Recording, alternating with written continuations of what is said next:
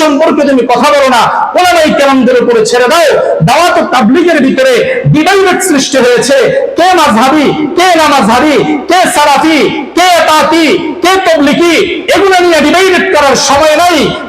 Gender চালু করার মতো দুঃসাহস দেখাবে, ওইগুলো নিয়ে রাস্তায় নামো। বেপরদার বিরুদ্ধে তসলিমা কথা বলেছিল, বাংলার জমিন থেকে এমন ভাবে বিতাড়িত করা হয়েছে, তসলিমা নাসরিনের জায়গা বাংলার জমিনে তুলে দেওয়া হবে। এই জন্য মুসলমান, ওয়ালা তাকফু মা লাইসা লাকা বিহি ইলম, আল্লাহ তাআলা বলেন যে জিনিসের ইলম নাই সেইটা নিয়ে লাফালাফি করিও না, সেইটা নিয়ে বাড়াবাড়ি করিও না। উলামায়ে কেরামদের কাছে ছেড়ে দাও। মিলাদ কেম নিয়ে বাড়াবাড়ি করিও না, উলামায়ে কেরামদের উপরে ছেড়ে দাও। টুপি কোনটা পড়বা, 5 কলি পড়বা না 6 কলি পড়বা, বাড়াবাড়ির দরকার নাই, আলেম ওলামাদের উপরে ছেড়ে দাও। হিজবুত তাওহীদ একটা ফিতনা, লামাযহাবী একটা ফিতনা, এরকম ভাবে তাবলীগের ভিতরে একটা ফিতনা আছে যেটাকে 2 নাম্বারের দল, সেটা উলামায়ে কেরামদেরকে মাইনাস করে একটা ফিতনা উলামায়ে কেরামদের উপরে ছেড়ে দাও। বর্তমানে এই 2024 সালে যে টপিক চলতেছে সেটা হলো জেন্ডার চালু করার মতো একটা বাস্তবায়ন করার লক্ষ্যে ইহুদি খ্রিস্টানদের মিশন চলতেছে। বাংলার টেকনাফ থেকে তেতুলিয়া, রূপসা থেকে বাতুলিয়া, সীমাল থেকে জুনুব, পূর্ব থেকে পশ্চিম, উত্তর থেকে দক্ষিণ, বাংলার 68,000 গ্রাম বাংলার ভিতরে কোন নাস্তিক, কোন মুরতাদ যদি এই জেন্ডার চালু করার মতো দুঃসাহস দেখায়, তাদেরকে জিন্দা জবাই করা হবে, জিন্দা জবাই করা হবে, জিন্দা জবাই করা হবে। এই জন্য মুসা নবীর কাছে উম্মত গুলা দৌড়ে চলে যায়, বলেন নবী গো, আল্লাহর কাছে একটু বৃষ্টির জন্য প্রার্থনা করেন, বৃষ্টির জন্য প্রার্থনা করে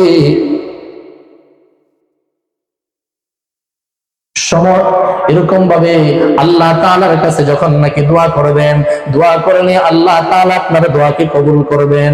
মুসা নবীর কাছে যখন নাকি দোয়া করার জন্য মানুষগুলা চলে গেল, মানুষগুলা যাওয়ার পরে মুসা নবী দোয়া শুরু করলেন, আল্লাহ দোয়া কবুল করে না। একবার দোয়া করে দোয়া কবুল হয় না, 2 বার 3 বার দোয়া কবুল হয় না। আল্লাহ তাআলা জিবরাইলকে বলে, নবী মুসা,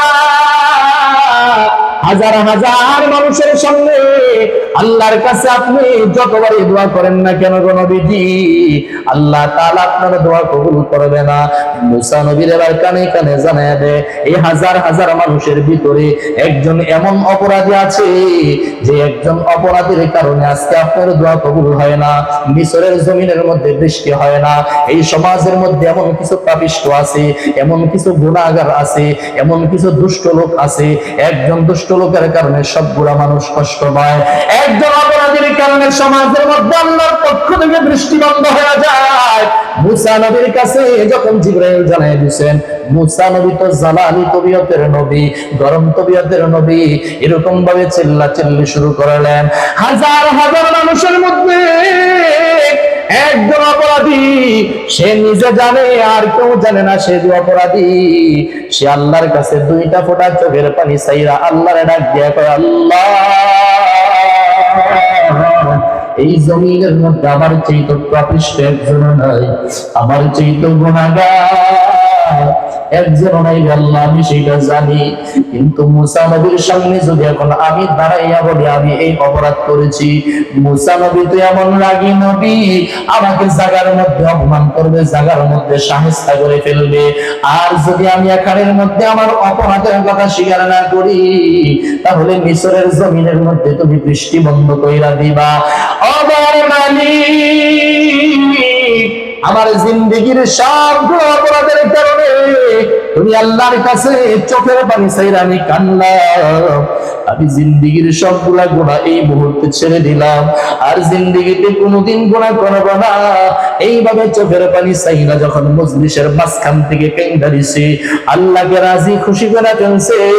আল্লাহ তাআলার সাথে সাথে জিবরাইলকে ডাক দিয়া বলেন, জিবরাইল, যেই মিশরের জমিনের মধ্যে বৃষ্টি হয় না, সাথে সাথে আল্লাহ বৃষ্টির ফয়সালা করে দিছে। অপরাধীরে মাফ করেন কে? আল্লাহ অপরাধীরে মাফ করার জন্য তালাশ করি, আর দুনিয়ার মানুষগুলো অপরাধীর শাস্তি দেওয়ার জন্য তালাশ করে আছে না নাই?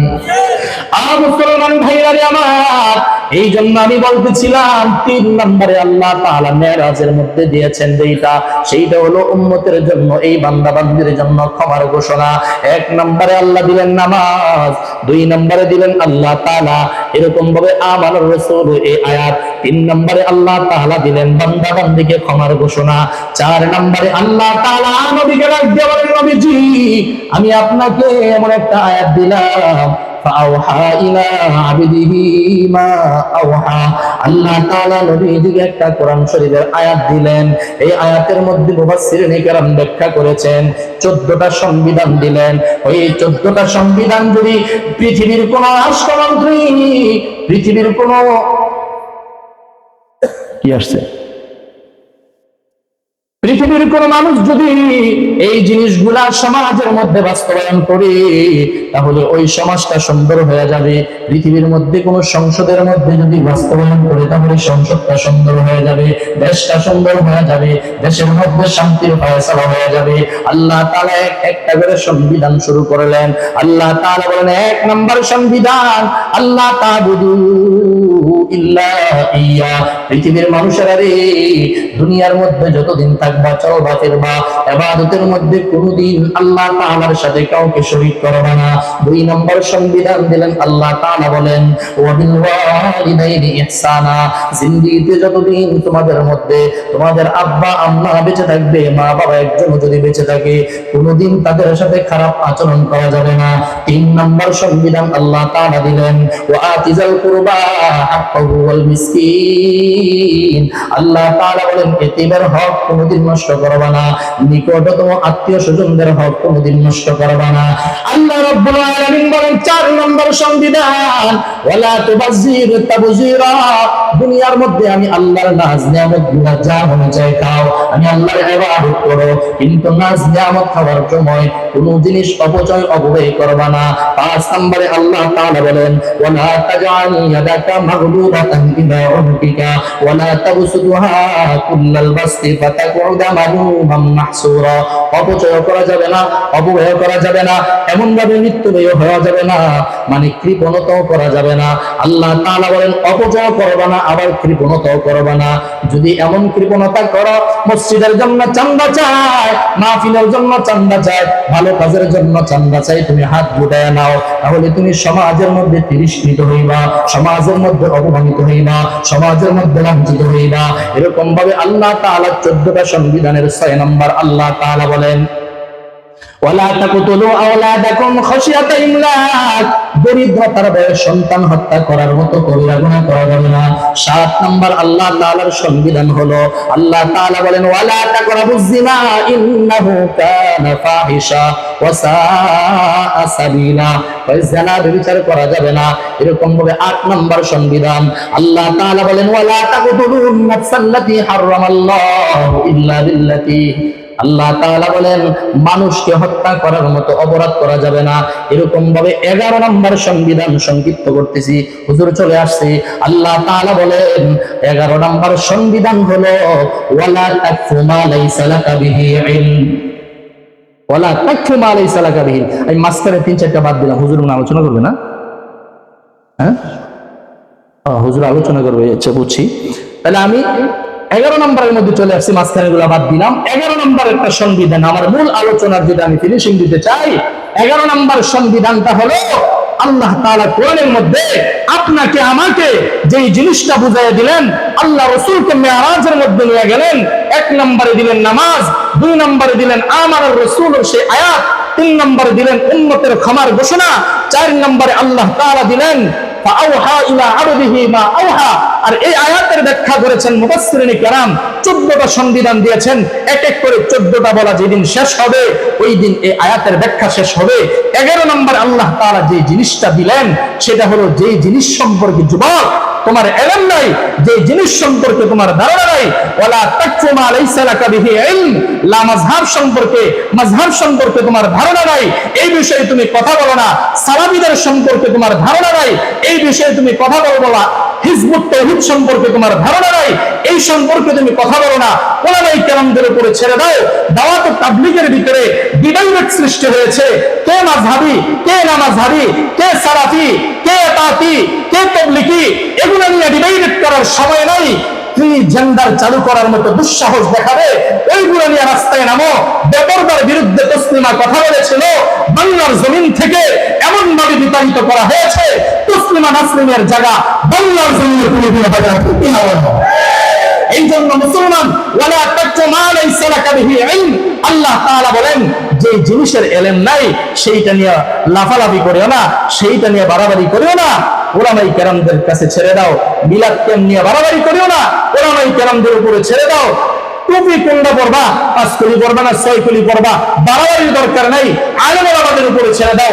হিজবুত তাওহীদ একটা ফিতনা, লামাযহাবি একটা ফিতনা, এরকম ভাবে তাবলীগের ভিতরে একটা ফিতনা আছে যেটাকে 2 নম্বরের দল, সেটা উলামায়ে কেরামদেরকে মাইনাস করে একটা ফিতনা উলামায়ে কেরামদের উপরে ছেড়ে দাও। বর্তমানে এই 2024 সালে যে টপিক চলতেছে সেটা হলো জেন্ডার চালু করার মতো একটা বাস্তবায়ন করার লক্ষ্যে ইহুদি খ্রিস্টানদের মিশন চলতেছে। বাংলার টেকনাফ থেকে তেতুলিয়া, রূপসা থেকে বাতুলিয়া, শিমাল থেকে জুনুব, পূর্ব থেকে পশ্চিম, উত্তর থেকে দক্ষিণ, বাংলার 68,000 গ্রাম বাংলার ভিতরে কোন নাস্তিক, কোন মুরতাদ যদি এই জেন্ডার চালু করার মতো দুঃসাহস দেখায়, তাদেরকে জিন্দা জবাই করা হবে, জিন্দা জবাই করা হবে, জিন্দা জবাই করা হবে। এই